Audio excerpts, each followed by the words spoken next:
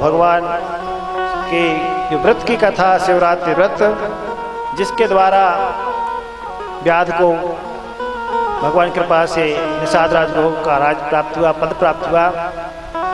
अब यहाँ पर कहते हैं कि आगे बंध और मोक्ष का निरूपण कर रहे हैं कि परमात्मा ब्रह्म जो है वो ब्रह्म किस प्रकार से उनकी सत्ता है और जीव को मोक्ष बंध किस प्रकार हुआ, बंधन किस प्रकार से हुआ, संसार में क्यों फंसा हुआ। तो कहते हैं कि यहाँ पर ऋषियों ने भगवान पूछा सूतली से, मुक्तिर नाम त्वया प्रोक्ता तस्याम किन्नु भवेदेह अवस्था कीदृशी तत्र भवेदिति वदस्वनः। ऋषियों ने कहा कि आपने अभी मुक्ति का वर्णन किया कि भगवान शिव की कृपा से मुक्ति प्राप्त होती है, भुक्ति मुक्ति दोनों प्रदान करते हैं। तो बोले वो मुक्ति है कैसी, उसका स्वरूप क्या है और क्या अवस्था है मुक्त अवस्था, जो जीवन मुक्त हो जाते हैं वो किस प्रकार से रहते हैं। बोले ये हमें आपको आप बताइए। तब सूत जी ने उन्हें से कहा कि मुक्ति 4 प्रकार की होती है। कहते हैं कि मुक्ति चतुर्विधा प्रोक्ता श्रूयताम कथ्यामि। आपको मैं कहता हूँ 4 प्रकार की मुक्ति का वर्णन करते हैं। कहते हैं सारूप्य और सालोक्य, सानिध्य और सायुज्य, ये 4 प्रकार की मुक्ति बताई गई है। जब जीव मुक्त होता है तो इन 4 प्रकार की मुक्तियाँ में से किसी न किसी प्राप्त इच्छा के अनुसार प्राप्त मिलती है उसे।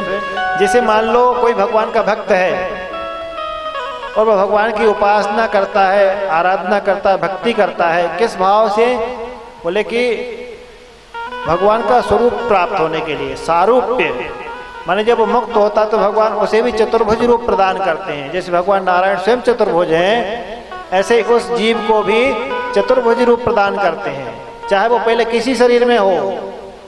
जैसे आप लोगों ने देखा कि भगवान राम ने जब गीधराज जटायु को प्रदान किया था तो वो चतुर्भुज हरि रूप धारण करके भगवान के धाम को आया था।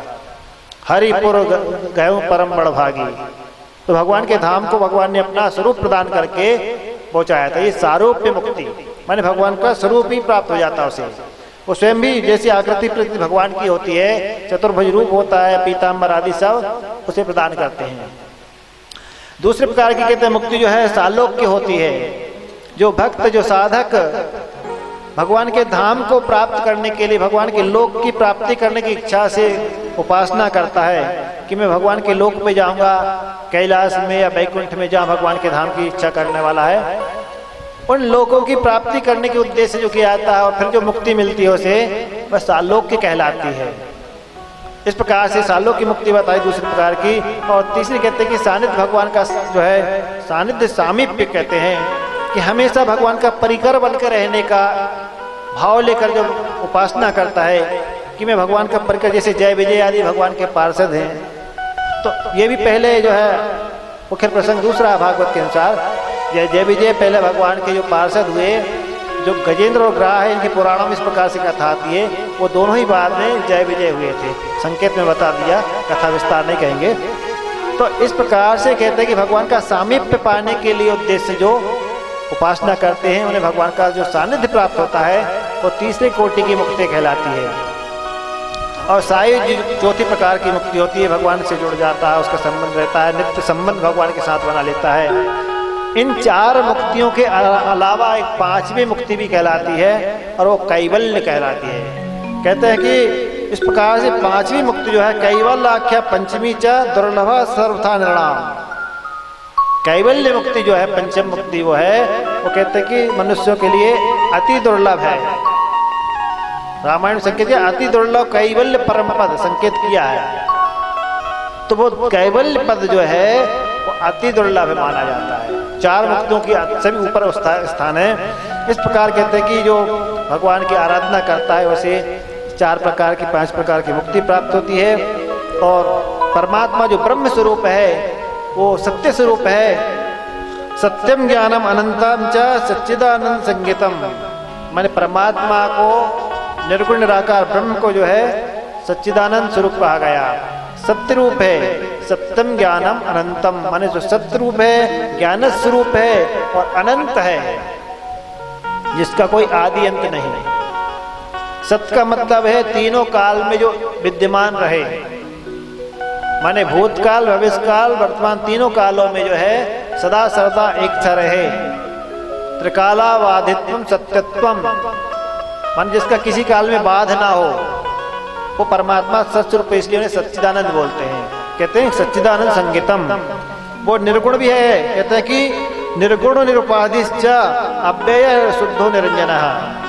परमात्मा ब्रह्म जो है निर्गुण निराकार है, और वह कहते हैं कि शुद्ध सच्चिदानंद स्वरूप है। निरंजन माने अंजन माने कोई माया का उसके अंदर कोई शिवा का लेप नहीं हो, माया से रहित है। देखिए तत्व एक ही है,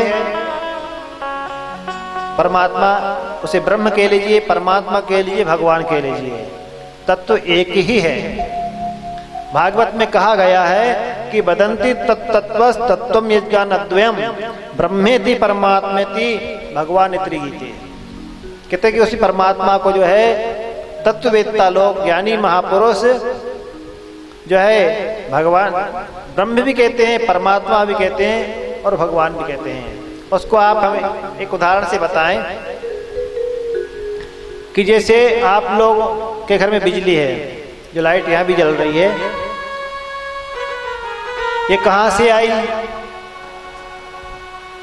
बिजली कहाँ से आई?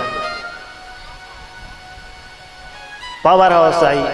पावर हाउस से भी आगे उसकी कुछ सत्ता है कि नहीं? ये विद्युत जो है जल में भी अव्यक्त रूप से रहती है ना। फिर डैम में जो पानी रोकते हैं उसको गिराते हैं ऊपर, तब बिजली उत्पन्न करते हैं। तो जल में, जल से उत्पन्न हुई कि नहीं हुई? बिजली जल से उत्पन्न हुई यंत्रों के माध्यम से।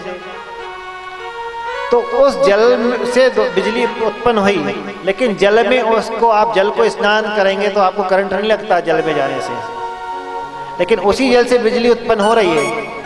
इसका मतलब सत्ता तो वहां पर है उसकी पहले से, नहीं होती तो प्रकट कैसे होती है? जैसे आप लोग माचिस जलाते हैं तीली, तो उसके अंदर अग्नि पहले से है तब ना वो प्रज्वलित होती है, नहीं होती तो कहाँ से जलती है? ऐसी जल में विद्युत जो है पहले से उसकी सत्ता है, लेकिन उसका आपको आभास नहीं होता है।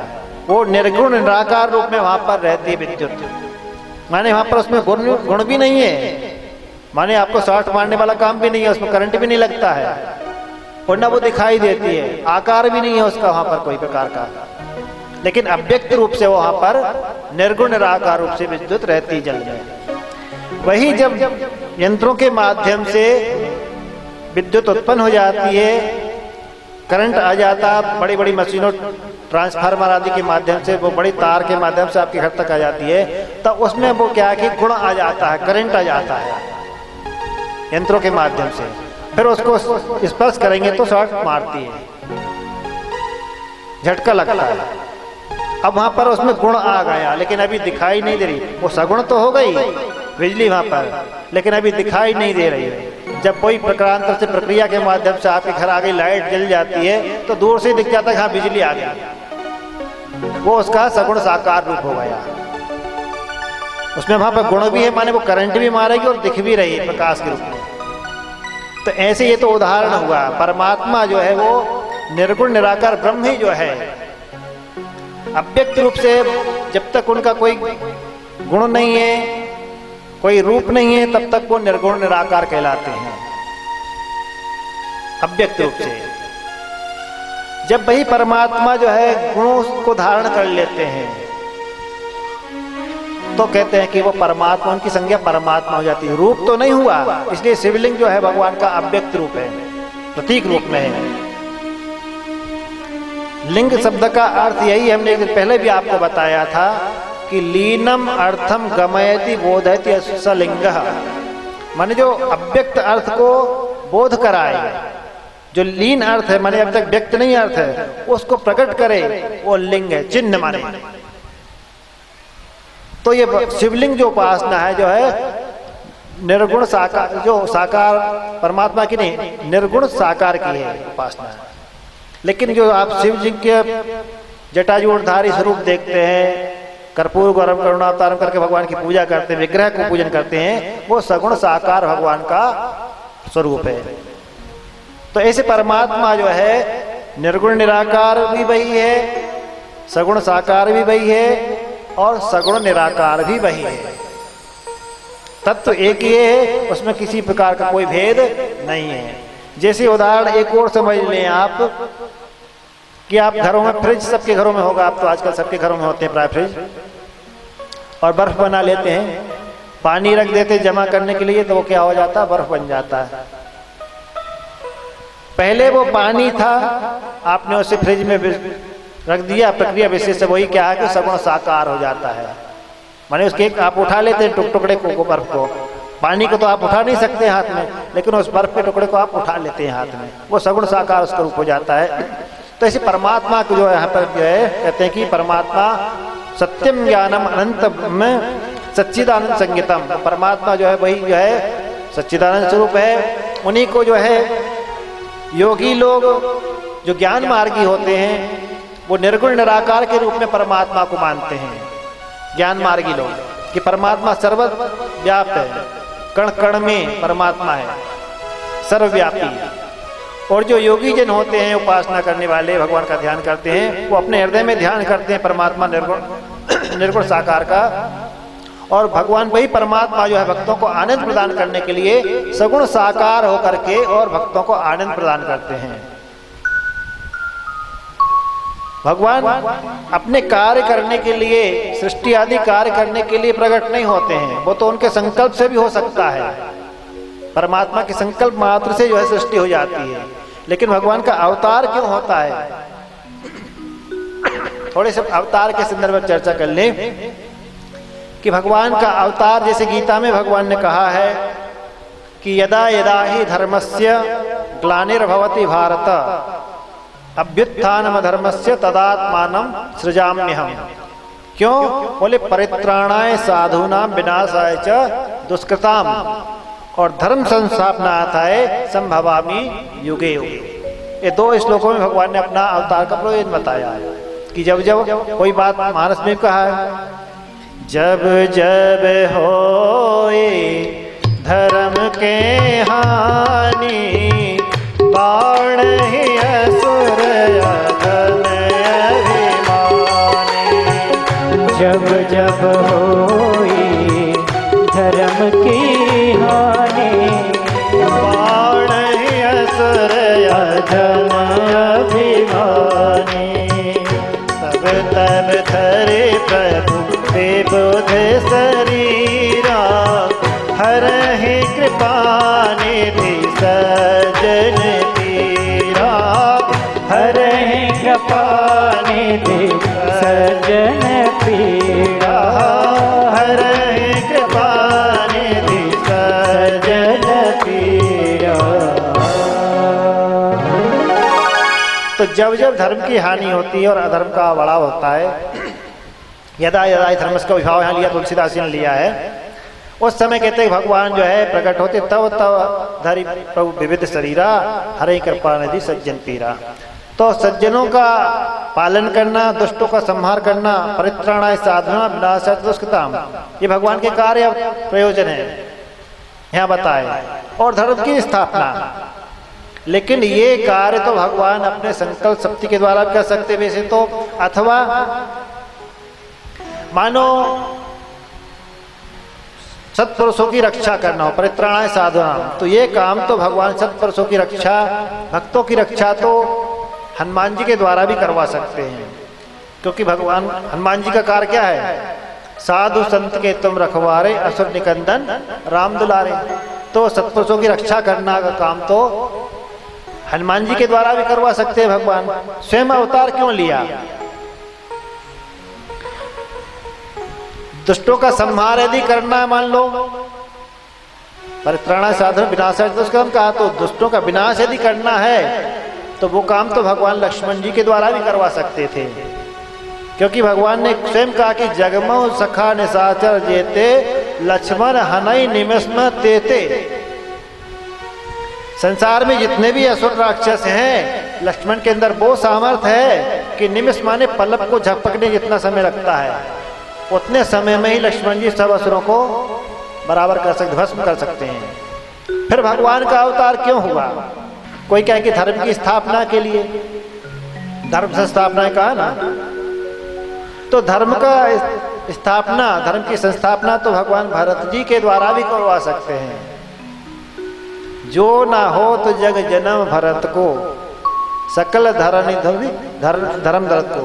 धर्म की धुरी को कौन धारण करता यदि भरत जी का जन्म नहीं होता तो? क्योंकि भरत जी जो है संपूर्ण धर्म की धुरी को धारण करने वाले हैं, तो धर्म की रक्षा तो भरत जी के द्वारा भी हो जाती। फिर भगवान का अवतार क्यों हुआ, क्यों अवतार लेते हैं भगवान, प्रश्न होता कि नहीं होता? तो इन सब बात के होने के बाद भी गोस्वामी तुलसीदास जी महाराज एक चौपाई में केवल शब्द का प्रयोग करते हैं। सो केवल भगतन हित लागी, सो केवल भगतन हित लागी, परम कृपाल प्रणत अनुरागी, परम कृपाल प्रणत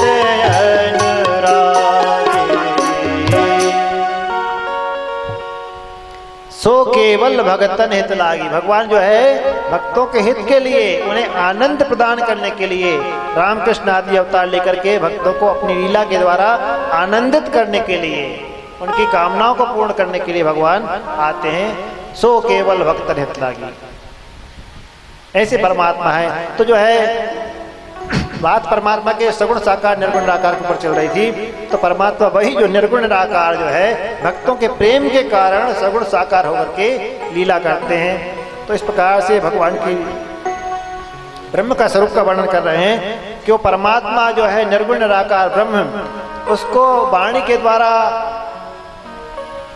वाणी का विषय नहीं है, बखान नहीं कर सकते वाणी इसके द्वारा कि परमात्मा ऐसा है ऐसा ऐसा है। जैसे कोई चीज आपने देखी, उसका विस्तार से डिटेल में माने जो है वर्णन करते हैं, लेकिन परमात्मा का ब्रह्म का जो है वर्णन नहीं किया जा सकता है। वेद भी जिन्हें नेति नेति करके पुकारते हैं और कहते हैं कि यतो वाचो निवर्तन्ते अप्राप्य मनसा सह, उपनिषद का मंत्र है कि जिस परमात्मा को उसका वर्णन करने के लिए वाणी, वो भी कहते हैं कि मन के सहित लौट आती है बिना प्राप्ति अंत पाए हुए। अर्थात परमात्मा अनंत है, वो वाणी का विषय नहीं है, वो बुद्धि का विषय भी नहीं है, मन के भी विषय नहीं है, इन सबसे परे है परमात्मा। कहते हैं इंद्रियाणि, गीता में भगवान ने कहा है इंद्रियाणि पराण्याहु इंद्रियेभ्यः परम मनः, मनसस्तु परा बुद्धि यो बुद्धे परतस्तु सह। माने शरीर की अपेक्षा इंद्रियां परे हैं, सूक्ष्म है, और इंद्रियों की अपेक्षा कहते हैं कि इंद्रियाणि पराण्यहु इंद्रियेभ्यः परम मनः, इंद्रियों से परे जो मन है। बोलिए शंकर भगवान की। बात यह कह रहे थे कि इंद्रियाणि पराण्याहु इंद्रियेभ्यः परम मनः, माने शरीर से परे जो है इंद्रियां हैं और इंद्रियों से भी परे जो है मन है, मन से भी परे जो है बुद्धि है, मनसस्तु परा बुद्धि। लेकिन परमात्मा जो है बुद्धि से भी परे हैं, बुद्धेरात्मा महान परः, माने वो बुद्धि का विषय भी नहीं है। यदि कोई चाहे कि हम अपनी बुद्धि के द्वारा परमात्मा का प्रतिपादन कर सकें, आकलन कर सकें, तो बुद्धि का विषय भी नहीं है। परमात्मा का प्रतिपादन इस प्रकार से कहेगा कि वो जो परमात्मा सबसे परे है, और जो परमात्मा आत्मा ही हमारा जो है स्वरूप परमात्मा है, उनका आभास जो है माने कि गाढ़ सुसुप्ति अवस्था में होता है। जैसे हमारे 3 प्रकार के शरीर हैं, स्थूल, सूक्ष्म और कारण। स्थूल शरीर तो ये दिखाई दे रहा है पंचभूत वाला, इसे अन्नमय कोश भी कहते हैं वेदांत की दूसरी भाषा में। आप लोगों को समझ में तो आता है कि नहीं आता है? नहीं तो हम वेदांत की बात को नहीं ज्यादा बता करके फिर प्रसंग में चल देंगे कथा में, क्योंकि भाई जहाँ जैसे श्रोता वैसे प्रसंग बोलने में ज़्यादा अच्छा रहता है। नहीं तो ज़्यादा टफ हो जाए तो फिर महाराज हमको समझ में नहीं है, पता नहीं क्या बोल गए। देखो एक बात आपको बताएं, चाहे समझ में आए या ना आए, सुनना जरूर चाहिए। सुनने मात्र से जो आपके संस्कार आए अभी सुने हुए, वो कदाचित अभी अर्थबोध ना भी कराए, तो समय आने पर जो है कालेन पच्यते विद्या, समय आने पर जो अपने आप आपके अंदर वो अर्थबोध कराएगा। अभी समझ में नहीं आने का कारण यही रहता कि हमारे अंतःकरण में नाना प्रकार के संस्कार उनके बसीभूत जो है अंतःकरण के कारण ही समझ में नहीं आता है। तो चलो संक्षेप में करके आगे बढ़ते हैं, कोई बात नहीं। इस प्रकार से यह परमात्मा का, क्योंकि ब्रह्म का प्रतिपादन और मोक्ष का स्वरूप का प्रसंग आया इसलिए बात आई। तो परमात्मा भाई जो कहते हैं निर्गुण निराकार जो है, सगुण निर्गुण एक ही है, दोनों में कोई अंतर नहीं, अगुण नहीं सगुण नहीं कछु भेदा, दोनों एक ही, परमात्मा तत्वतः एक ही है। सारांश भाग आप ये मान लो। इस प्रकार से भगवान महादेव के कहते हैं कि सगुण निर्गुण निराकार स्वरूप का वर्णन किया गया। ज्ञान का निरूपण करने के अंतर कहते हैं कि शिव पुराण के अंतर्गत जो रुद्रकोटि संहिता है उसका वर्णन जो है करके कि इसका जो भी इसमें प्रसंग आए उनका वर्णन किया गया है। जो रुद्रकोटि संहिता का कहते हैं इस प्रकार से पठन करता है, पाठ करता है, महादेव की कृपा से उसकी सारी कामना पूर्ण होती है। आगे उमा संहिता का वर्णन कर रहे हैं, पंचवी संहिता। शिव पुराण में 7 संहिताओं के अंतर्गत 5वीं संहिता उमा संहिता है। अब 2 बार उमा संहिता में प्रवेश करने से पहले भगवान का नाम संकीर्तन कर लिए, फिर समय की मर्यादा देते हुए शिव शंकर महादेव बोल, भोले शंकर महादेव बोल, शिव शंकर महादेव बोल,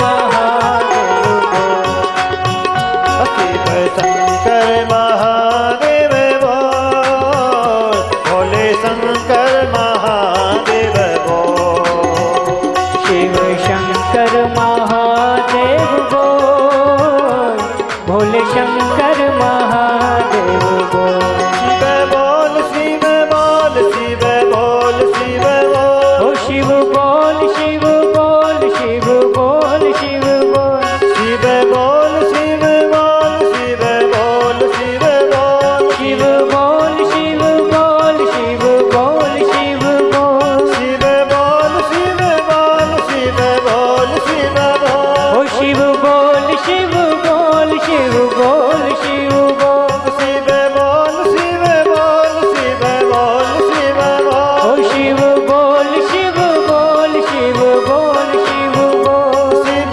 बोल शिव बोल शिव बोल शिव बोल, शिव बोल शिव बोल शिव बोल शिव बोल, शिव शंकर महादेव बोल, भोले शंकर महादेव बोल, ओ शिव शंकर महादेव बोल, भोले शंकर महादेव बोल, तालियां बजती रहे भाव के साथ।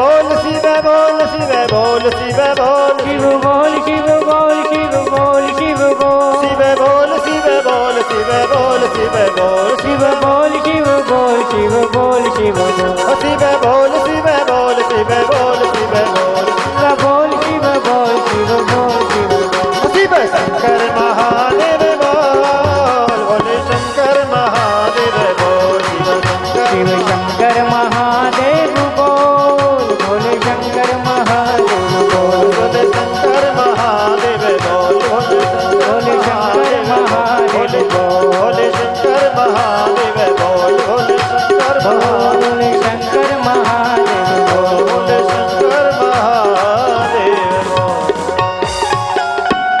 बोले शंकर भगवान की हर हर थोड़े जोर से हर हर हर हर महादेव। तो शिव पुराण की पंचमी संहिता जो है उमा संहिता में कहते हैं कि जिस प्रकार से भगवान द्वारिकाधीश पुत्र प्राप्ति के लिए तप करने के लिए कैलाश पर्वत पर गए और वहाँ जा पर उन्होंने भगवान देवादिदेव महादेव के भक्त उपमन्यु से जो संवाद किया उसका वर्णन करते हैं। कहते हैं कि ऋषियों ने पूछा कि अब आप हमें यह बताइए कि किस प्रकार से भगवान वहाँ पर गए और जाकर के शिव आराधना की। हम कहते हैं कि महादेव की आराधना करने के लिए श्री कृष्ण जब गए उपमन्यु के पास पहुँचे तो उन्होंने उपमन्यु जो थे भगवान शिव के भक्त उनसे कहा भगवान कृष्ण जी ने कि उपमन्यु महाप्राज्ञ शैव प्रवर सम्मते पुत्रार्थम अगम तत्तुम तपोत्र गिरिशस्य ही। बोले हे उपमन्यु जी मैं यहाँ पर पुत्र प्राप्ति की इच्छा से तप करने के लिए आया हूँ और भगवान शिव की कृपा से मुझे प्राप्त करना है। आप मुझे शिव की महिमा बताएं।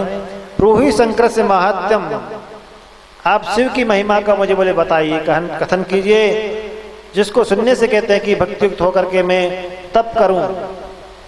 जब भगवान श्री कृष्ण जी ने कहते हैं इस प्रकार से उपमन्यु से प्रश्न किया और कहा तब उपमन्यु जी ने क्या कहते हैं कि भगवान की शिव पाशुपत व्रत का वर्णन यहाँ पर कहते हैं कि किया।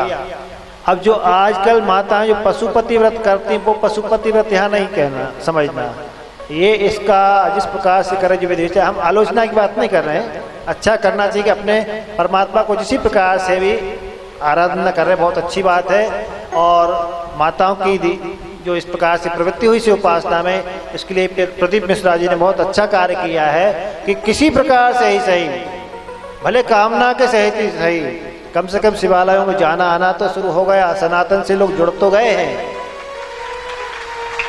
ये अच्छी बात है। लेकिन जो व्रत करवाया जा रहा है उसका वर्णन उस विधि का यहाँ पर नहीं है। हमारा कहने का तात्पर्य है कि शिव पुराण में यहाँ पर जो कहा गया है, उपमन्यु जी ने भगवान कृष्ण जी को जो पाशुपत व्रत कहा गया, माने भगवान का नाम है पशुपति। पहले ये जान ले भगवान को पशुपति क्यों कहते हैं।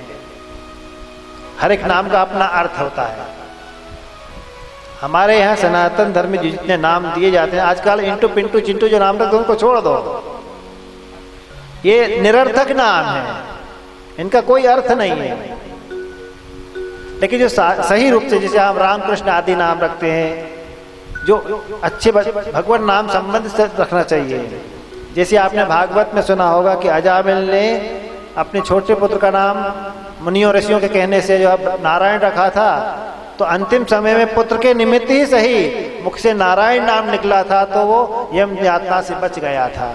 तो ऐसे अपने पुत्रों के बच्चों के नाम रखना चाहिए भगवत नाम से संबंधित, ताकि क्योंकि सांसारिक लोगों की मोह आसक्ति पुत्रों के प्रति होती है, आखिरी समय में पुत्रों को याद करते हैं, तो कम से कम पुत्र के निमित्त ही यदि भगवान का नाम निकल जाता है तो अनायास ही उसकी सद्गति हो जाती है, परमात्मा की प्राप्ति हो जाती है। इसलिए अच्छे नाम रखना चाहिए, संस्कारित नाम रखना चाहिए, सार्थक नाम रखना चाहिए। तो भगवान के महादेव के पशुपति नाम का हम वर्णन करना चाह रहे थे। पशुपति नाम का अर्थ क्या है, क्यों भगवान महादेव को पशुपति कहते हैं। यहाँ पर दो उसका खंड किया जाए तो पशु अलग हो जाता, पति अलग हो जाता है। पशुपति शब्द का दो खंड कर लीजिए, पशु अलग हो जाएगा, पति अलग हो जाएगा। तो पति का अर्थ तो हमने कल बताया था आपको, पाति रक्षति असौ पति, जो पालन करे रक्षा करे वो पति है। पशु का मतलब, आप कहेंगे महाराज हम इतने भी अनजान नहीं है कि पशु का मतलब नहीं समझे। अरे गाय भैंस आगे पशु, ये सब पशु तो ही है और क्या। घोड़ा बकरी जितने भी है चार पैर वाले वे सब पशु ही तो है और क्या। जो पंख वाले वे पक्षी है, आकाश में उड़ते हैं। तो सही बात है, पशु वे है, गाय भैंस आती है। लेकिन आपने अभी आधा अर्थ जाना पशु शब्द का, पूरा अर्थ नहीं जाना। यदि आप गाय भैंस घोड़ा आदि इनको ही पशु मानते हैं तो मतलब आधा अर्थ जाना, 50%, आधा नहीं जाना। क्योंकि हम स्वयं भी पशु ही हैं। जिनको हम पशु समझ रहे वे तो पशु है, अपने आप को हम नहीं समझ रहे पशु, इसलिए हम आधे हैं जान रहे पशु शब्द का अर्थ। और हम पशु कब तक हैं? जब तक कि हमारे अंदर पास है। पशु शब्द का अर्थ समझिए, पर पशुपति का अपने आप समझ आएगा, पशुपति अर्थ का है। पास है अस्ति असौ पशु, माने जिसको पास, बंधन, पास माने रज्जु, रस्सी को बंधन कहते हैं। ये बंधन जब तक है तब तक वो मनुष्य शरीर में रहते हुए पशु है। माया के, मोह माया के बंधन से जब तक बंधा हुआ है, अहमता ममता के बंधन से जब तक बंधा है, तब तक पशु ही है। मनुष्य शरीर में भी वो नर पशु कहलाता है। अंतर इतना है, शरीर तो नर का, मनुष्य का है, लेकिन बुद्धि रूप उसकी जो है पशु की है, पासवी बुद्धि है। तो पास है अस्ति असौ पशु, माने जिसको पास है वही पशु कहलाता है। और वह पास मोह ममता रूपी, अहमता ममता रूपी पास बने हुए हैं। हमने अपने मन को जो है सांसारिक पदार्थों में जगह जगह बांध रखा है। मानस में भगवान राम जी के पास में जब विभीषण जी आए तो भगवान ने वहां पर 10 स्थान बताए जहां पर हमने अपने मन को बांध रखा है। उन 10 स्थानों में अपने मन की ममता की डोरी हमने बांध रखी, तत्त स्थानों में। वो 10 स्थान कौन से हैं? जननी जनक बंधु सुत दारा। एक अर्धाली में कितने आ गए? 5। जननी माने माँ, जनक माने पिता, इनके अर्थ तो सब जानते हैं आप लोग। तो जननी जनक, बंधु माने भाई 3, सुत माने पुत्र, और दारा माने पत्नी। ये 5 पहली अर्धालीम कहती है कि जननी जनक बंधु सुत दारा। दूसरी अर्धालीम कहते हैं कि तन धन भवन सुहृद परिवारा। 5 इधर गिना दिए। तन माने अपना स्वयं का शरीर, इसमें भी हमने अहमता ममता करके रखी है, मोह आसक्ति शरीर के प्रति भी है। धन के प्रति भी आसक्ति है, तन धन भुवन मकान के प्रति भी आसक्ति है, बांध रखी अपने मोह ममता को। भवन सुहृद माने अपने संबंधी जो है, और परिवार, इन सबके प्रति कहते हैं कि हमारी अपनी आसक्ति है। इनके कारण हम अपने इनको अपना मान रहे, मैं और मोड़ तोड़ते माया। जब तक हम इनको मानते हैं तब तक हमारे मन में इनकी आसक्ति रहती है। भवन पर से बात आई, आपको एक बताएं प्रसंग अनुसार दृष्टांत।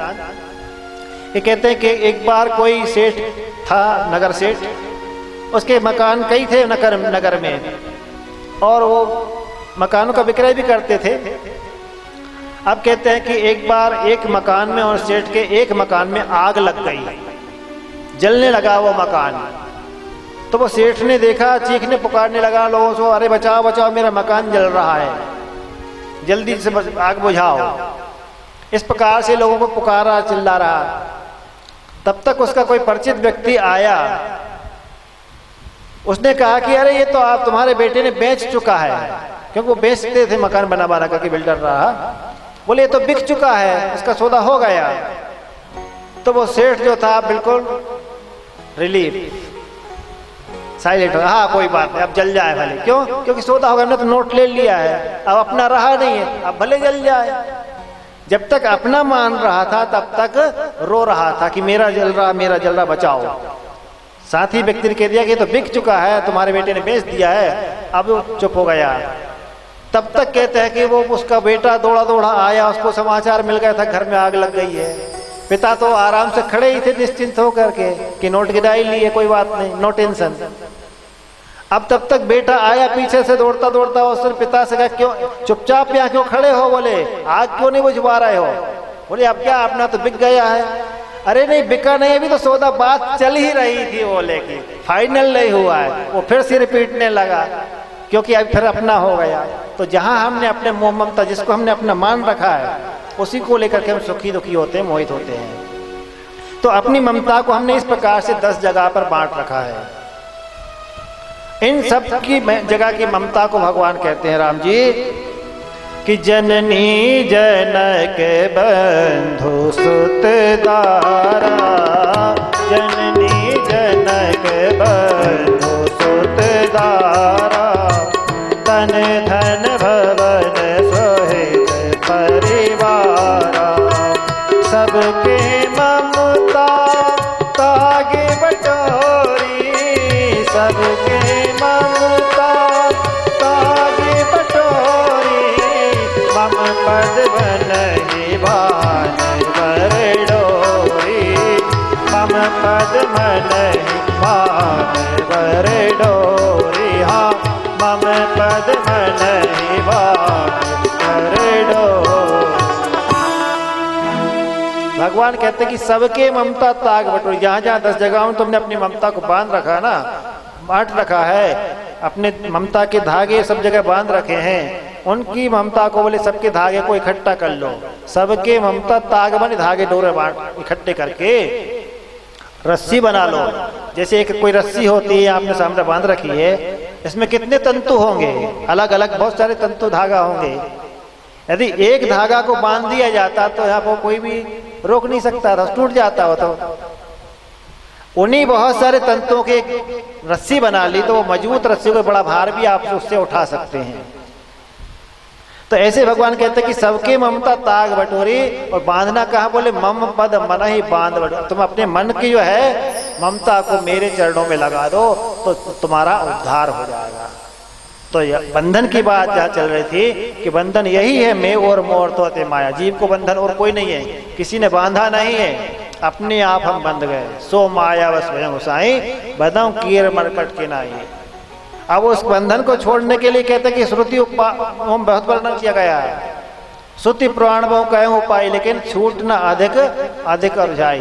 वो छूटता नहीं, जैसे कोई ग्रंथि धागा उलझ जाता है, आप सुलझाना चाहते तो वो और उलझता जाता है। ऐसे ही जो जड़ चेतन में ग्रंथि पड़ गई है, जड़ क्या है? जगत, चेतन, जीव। तो इन जड़ चेतन में ग्रंथि पड़ गई अज्ञान के कारण कि हमने इनको अपने जड़ पदार्थों को अपना मान रखा है। यहाँ तक कि शरीर ये भी जड़ है, नाशवान है, इसमें हमने जो है अहमता बना ली, अपने को शरीर को अहमता, हम शरीर को मैं मान लिया। देखिए फिर थोड़ी सी बात वेदांत पर से समझा दे आपको, समझ लेना, कठिन नहीं है। 2 शब्द, एक अहम, दूसरा इदम। अहम माने मैं, इदम माने यह। तो जो यह है वो मैं नहीं हो सकता है, और मैं यह नहीं हो सकता। हिंदी के अर्थ ही बता दें आपको, इदम और अहम का मतलब कि मैं कभी यह नहीं हो सकता है और यह कभी मैं नहीं हो सकता है। कि हो सकता है, आपको और सरल करके बताएं। आप अपने आप को शरीर को मैं मानते हैं, दूसरे को यह मानते हैं, अपने सामने वाले जो बैठा उसको कहते हैं, ये वस्तु हो या व्यक्ति हो, कोई भी हो, यह पेन, मोबाइल आदि कुछ भी आप हाथ में रखे, ये है, माने वो दूसरी व्यक्ति को, अपने शरीर से भिन्न जो वस्तु है उसको यह करते हैं सामने परवर्ती को, और अपने शरीर को मैं मानते लेते हैं। अब ये तो ए और मैं का मतलब होगा, लेकिन कभी कभी क्या हम अपने शरीर में ही यह का व्यवहार भी कर लेते हैं और मैं का व्यवहार भी कर लेते हैं। कैसे? हम कहते हैं कि आज मेरे सिर में दर्द हो रहा है, माने मेरे में हो रहा, मैं में नहीं हो रहा है कि मैं में दर्द हो रहा। कोई कहता है क्या? क्या कहता है? मेरे सिर में दर्द हो रहा, इसका मतलब सिर भिन्न हुआ, मैं भिन्न हुआ। मेरे हाथ में दर्द हो रहा है, मतलब हाथ अलग है और मैं अलग है, क्योंकि यह मैं नहीं हो सकता है। ऐसे तत्त अंग को आप सब समझ लें, समझदार लोग हैं, आपको सब सत्संगी है। तो कहने का मतलब यह है कि जो है शरीर में हमने अहमता ममता मान रखी है, वो अज्ञान के कारण है। वास्तव में शरीर में नहीं हूं, मैं इससे भिन्न है। जो चेतन आत्मा है वो हमारा स्वरूप है, और उसका आभास जो है हमें गाढ़ सुसुप्ति अवस्था में होता है। जैसे अभी हम जग रहे हैं, ये जागृत अवस्था है। सो जाने के बाद सुसुप्ति अवस्था, अभी तो हमारा जो पंच भौतिक देह काम कर रहा है, हम बोल रहे, चाल रहे, हंस रहे, बोल रहे, सब काम हो रहा है, शरीर पूरा जागृत कर रहा है। लेकिन जब सो जाते हैं स्वप्न अवस्था में सूक्ष्म शरीर काम करता है। वो हमें छोड़ दिया था, लेकिन फिर बोलने का मन हो ही गया, दिल है कि मानता नहीं, बोल ही देते हैं। वेदांत का थोड़ा सा संदर्भ है। तो सूक्ष्म शरीर क्या है, स्वप्न अवस्था में काम करता है। आपका ये शरीर तो पड़ा रहता है बिस्तर पर, लेकिन सूक्ष्म शरीर से नाना प्रकार के स्वप्न देखते रहते हैं। वहाँ पर 17 तत्वों वाला जो सूक्ष्म शरीर है वो अपना काम करता है। उसके द्वारा हम दुनिया की देश देशांतर की यात्रा करे आते हैं सूक्ष्म शरीर से। और जब गाढ़ निद्रा आ जाती है, जो से सुसुप्ति कहते हैं, तीसरी अवस्था, उस समय आप क्या कहते हैं कि भाई आज तो कभी कभी आप लोग अनुभव करते हैं कि भाई आज तो ऐसे सोए कि एक ही नींद में करवट भी नहीं मिली, पूरा रात बीत के सवेरा हो गया। सुखम अहम अस्वापसम न किंचित अवेदिसम, माने में सुखपूर्वक सोया और कुछ नहीं जाना। ये अनुभव होता है प्राय सबको कि आज तो एक नींद में हमारी नींद पूरी हो गई, रात बीत गई, हम सुखपूर्वक सोए और कुछ नहीं जाना। कब पानी गिर गया, कब कौन आ गया चलेगा, कुछ पता नहीं चला।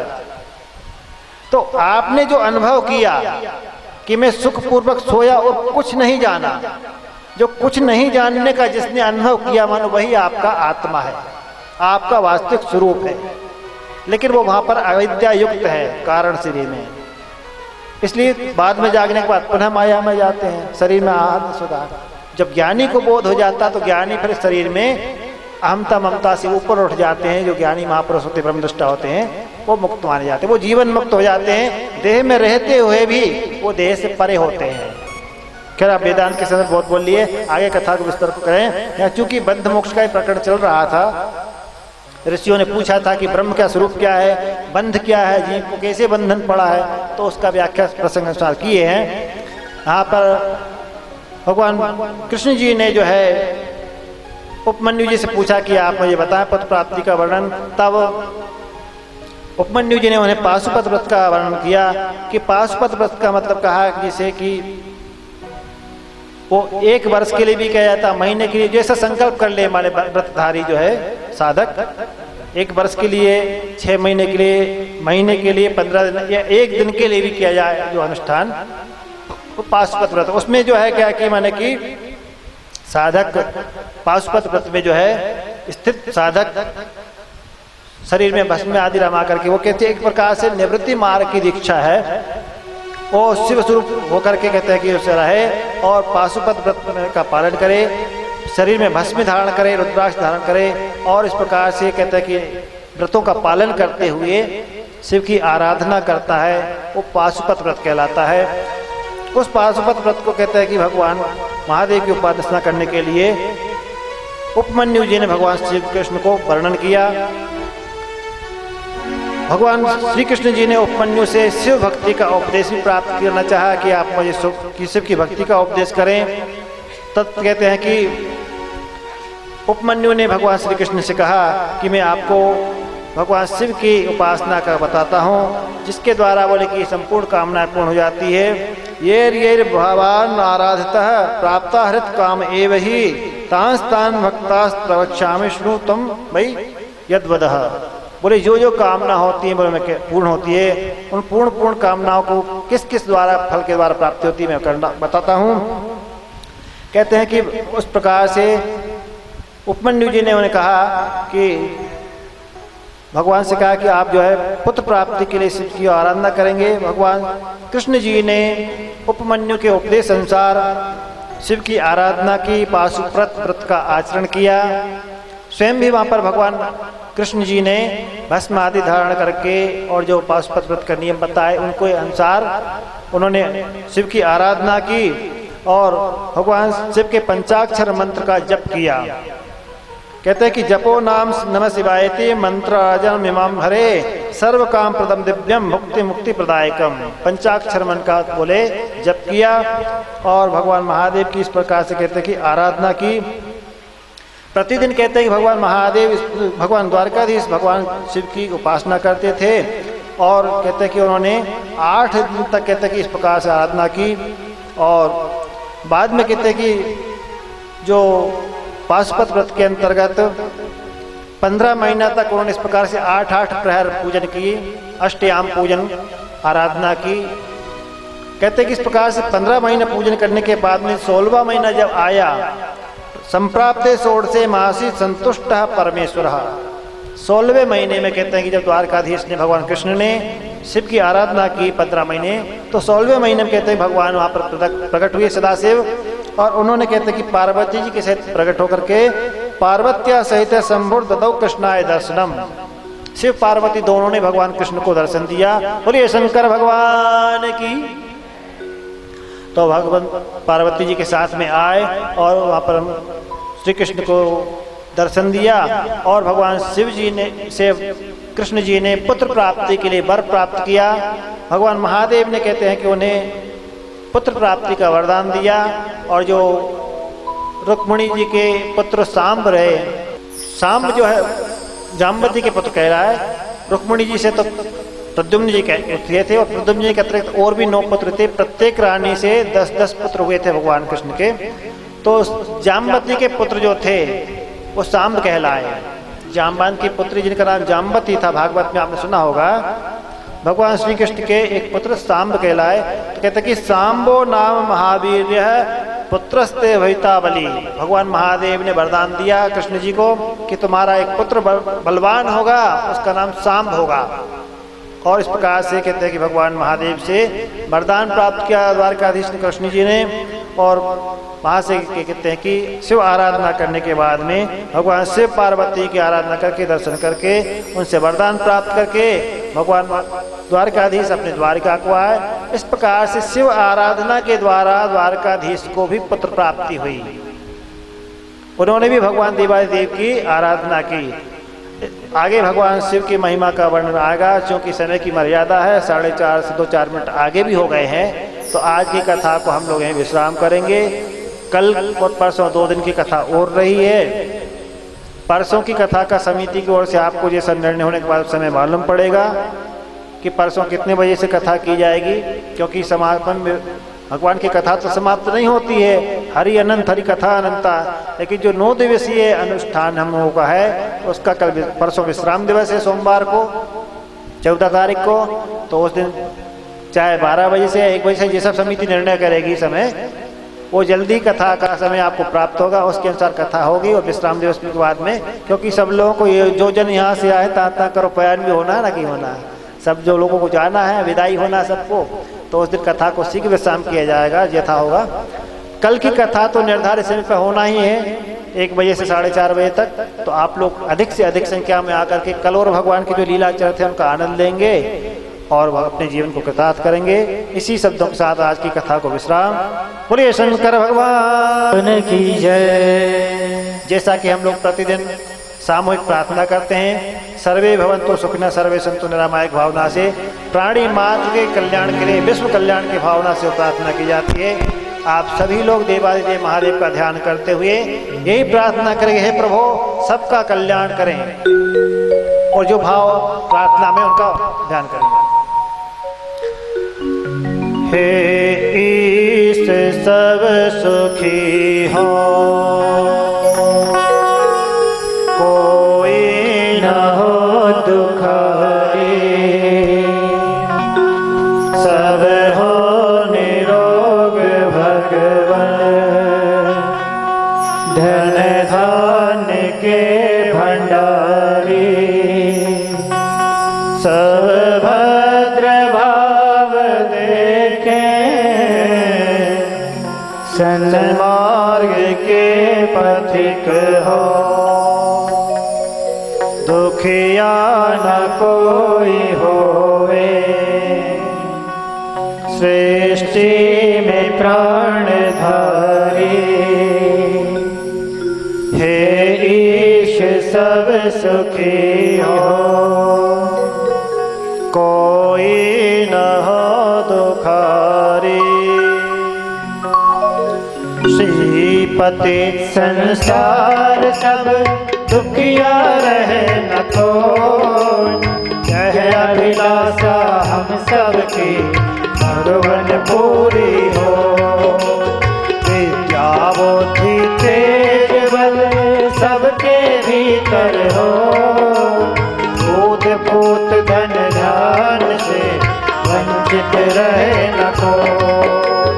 आपकी भक्ति प्रेम से मन होवे भरपूर, आपकी भक्ति प्रेम से मन होवे भरपूर। राग द्वेष से चित मेरा हो सौभाग्य दूर, मिले भरोसा आपका हमें सदा जगदीश।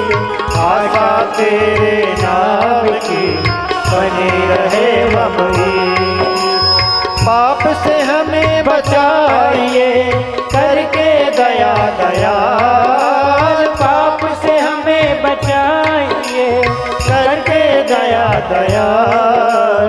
अपना भक्त बनाइए सबको करो निहार, दिल में दया उदारता मन में प्रेम अपार। हृदय में धारे धीरता ये मेरे भरता। हाथ जोड़ विनती करो सुनिए कृपा निधान, हाथ जोड़ विनती करो सुनिए कृपा निधान। साधु संगत दीजिए दया धर्म का दान। हरे कृष्ण कृष्ण कृष्ण हरे हरे, हरे राम राम राम हरे हरे। हरे कृष्ण कृष्ण कृष्ण हरे हरे, हरे राम राम राम हरे हरे। हरे कृष्ण कृष्ण कृष्ण हरे हरे, हरे राम राम हरे हरे। हरे कृष्ण कृष्ण कृष्ण हरे हरे, हरे राम राम हरे हरे। राम राम हरे हरे, राम राम हरे हरे, राम राम हरे हरे। बोले शंकर भगवान की। अब आरती होने जा रही है, सभी लोग अपने यथास्थान खड़े हो जाए। ज्वालामालिन्यै नमः। जयन्ती मंगला काली भद्रकाली कपालिनी दुर्गा क्षमा शिवा धात्री स्वाहा सुधा नमोऽस्तुते। चंद्रमा मनसो जातश्चक्षुः सूर्यो अजायतो, श्रोत्राद्वायुश्च प्राणश्च मुखादग्निरजायत। ओम जय शिव ओंकार, प्रभु हर शिव ओंकार। ब्रह्मा विष्णु सदा शिव भोले भोले, नाथ महादेव हर खानी धारा। ओम हर हर हर चतुरानन पंचानन राजे, भोले पंचानन राजे। हंसासन गरुड़ासन, हंसासन गरुड़ासन। वाहन साजे ओम हर महादेव।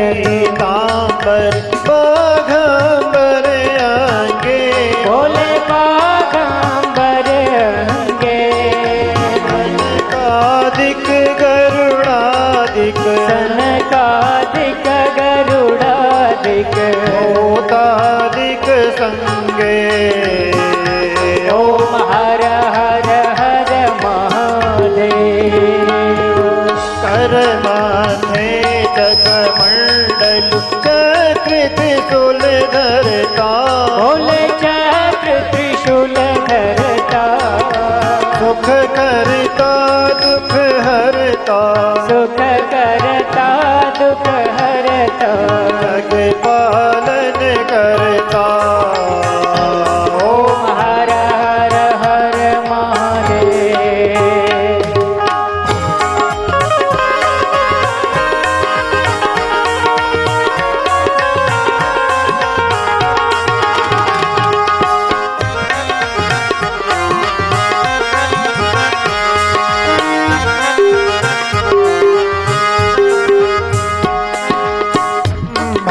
विष्णु सदा शिव जानत अविवेका बोले जानत अविवेका प्रणवाक्षर के माथे ओमाक्षर के माधे हे तीनों एका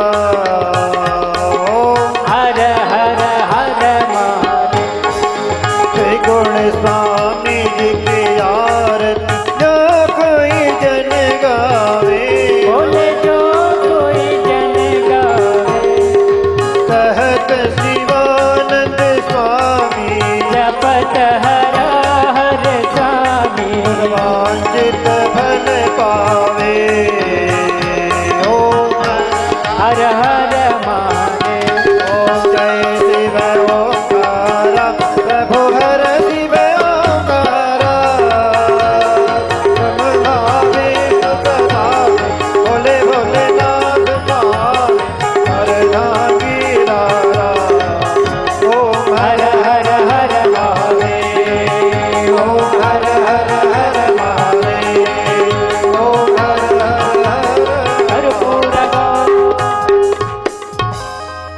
कदलीगर्भसम्भूतं कर्पूरं तु प्रदीपितम् आरार्तिकमहं कुर्मे पश्य मे वरदो भवो जलेन शीतलीकरणं पुष्पैः देवाभिवन्दनम् आरोग्यार्थे आत्माभिवन्दनं नीराञ्जनीग्रहणं मन्त्रपुष्पाञ्जलिः ॐ यज्ञेन यज्ञमयजन्त देवास्तानि धर्माणि प्रथमान्या सन्नातेहनाकं महिमानः सचन्दजत्र पूर्वे साध्याः सन्ति देवाः ॐ एकदन्ताय विद्महे वक्रतुण्डाय धीमहि तन्नो दन्ति प्रचोदयात् ॐ गणाम्बिकायै च विद्महे कर्मसिद्ध्यै च धीमहि तन्नो गौरी प्रचोदयात् ॐ तत्पुरुषाय विद्महे महादेवाय धीमहि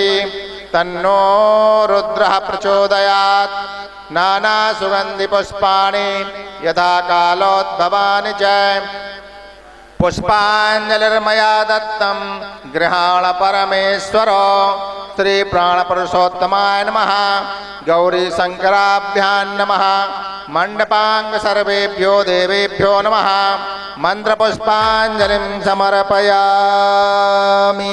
बोले शंकर भगवान की जय हो श्री काशी विश्वनाथ भगवान की जय हो श्री अन्नपूर्णा माता की जय हो। आप लोग ये नहीं बोलते क्या व्रत लिया है? श्री राजराजेश्वरी मैया की जय हो श्री नर्मदा मैया की जय हो श्री हनुमान जी महाराज की जय हो श्री सदगुरुदेव भगवान की जय हो सब संतों की जय हो सब विप्रों की जय हो सब भक्तों की जय हो धर्म की जय हो जोर से जरा धर्म की अधर्म का प्राणियों में विश्व का गौ माता की गौ हत्या गंगा माता की गीता माता की गायत्री माता की भारत माता की हर हर महादेव, हर हर महादेव, हर हर महादेव शंभो। अब मेरे सिर पर रख दो बाबा अपने ये दोनों हाथ, देना हो तो दीजिए जन्म जन्म का साथ, देना हो तो दीजिए जन्म जन्म का साथ।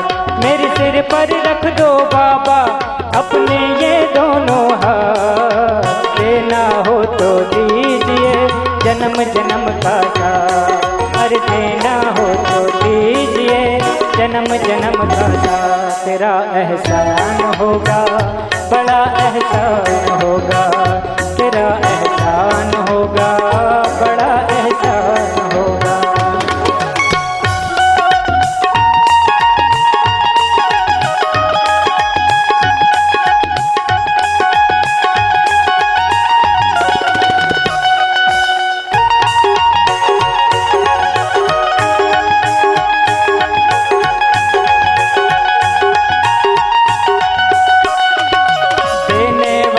शिवदानी तो अनदौलत और क्या मांगे,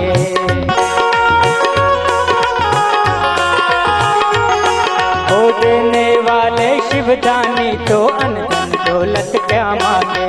महादेव से मांगे तो फिर नाम और इज्जत क्या मांगे। मेरे जीवन में तू कर दे, ओ मेरे जीवन में तू कर दे, मेरे जीवन में तू कर दे अब कृपा की बरसात। देना हो तो दीजिए जन्म जन्म का साथ, अरे देना हो तो दीजिए जन्म जन्म का साथ। तेरा एहसान होगा, बड़ा एहसान होगा, तेरा एहसान होगा, बड़ा एहसान होगा।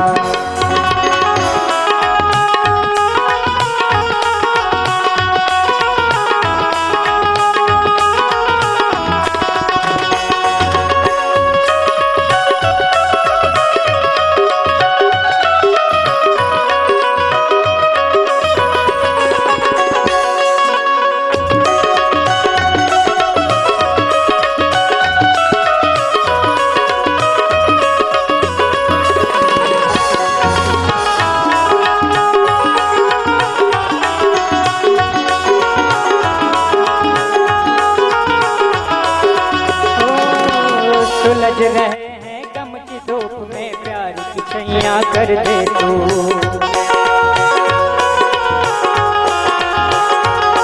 हर बिन माझी के नाव चले ना अब पतवार पकड़ ले तू, बिन माझी के नाव चले ना अब पतवार पकड़ ले। मेरा रास्ता रोशन कर दे हो, मेरा रास्ता रोशन कर दे, मेरा रास्ता रोशन कर दे, छाई अंधियारी रात। देना हो तो दीजिए जन्म जन्म का साथ, हर देना हो तो दीजिए जन्म जन्म का साथ। तेरा एहसान होगा, बड़ा एहसान होगा, तेरा एहसान होगा, बड़ा एहसान होगा, होगा बड़ा एहसान होगा, तेरा एहसान होगा, बड़ा एहसान होगा, तेरा एहसान होगा, बड़ा एहसान होगा। बोलिए भोलेनाथ सरकार की।